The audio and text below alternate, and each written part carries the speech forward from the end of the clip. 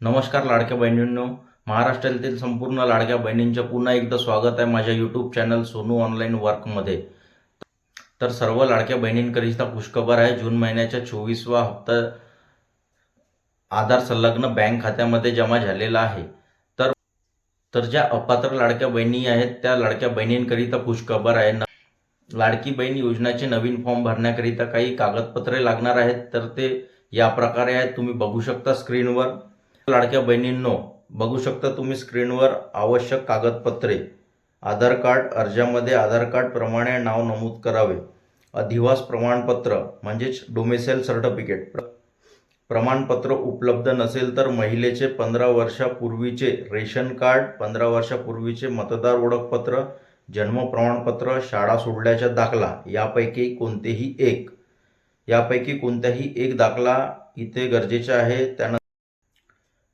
त्यानंतर बघू शकता महिलेचा जन्म परराज्यातील असल्यास पतीचे 15 वर्षापूर्वीचे रेशन कार्ड, 15 वर्षापूर्वीचे मतदार ओळखपत्र, जन्म प्रमाणपत्र, शाळा सोडल्याचा दाखला, अधिवास प्रमाणपत्र यापैकी कोणतेही एक। जर महिलेचा जन्म परराज्यातील असेल तर या कागदपत्रापैकी कोणताही एक कागदपत्र पतीच्या नावाचे असणं गरजेचे आहे। त्यानंतर बघू शकता वार्षिक उत्पन्न ₹2.5 लाख पेक्षा कमी असणे आवश्यक।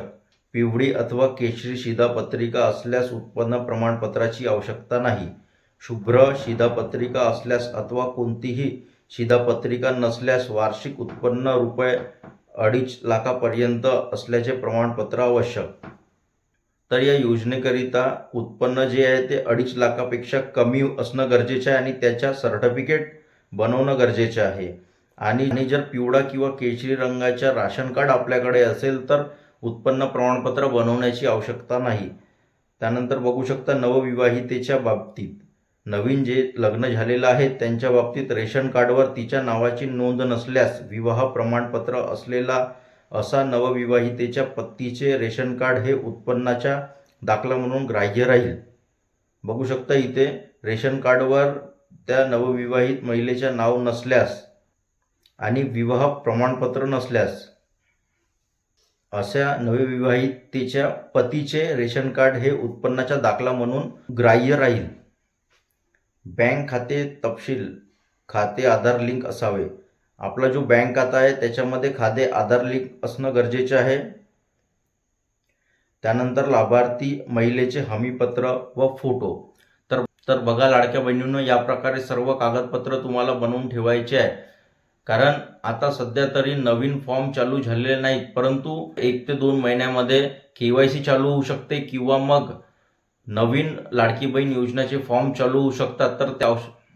तर तुम्हाला कागदपत्रांकरिता इकडे तिकडे भटकण्याची आवश्यकता पडणार नाही आणि तुमच्याकडे पूर्ण डॉक्युमेंट्स बनले राहतील। म्हणून हे सर्व डॉक्युमेंट्स तुम्ही बनवून ठेवा, जेणेकरून जेव्हाही ते फॉर्म चालू होतील त्यावेळेस तुम्हाला फॉर्म भरण्यास सोयी उपलब्ध होईल।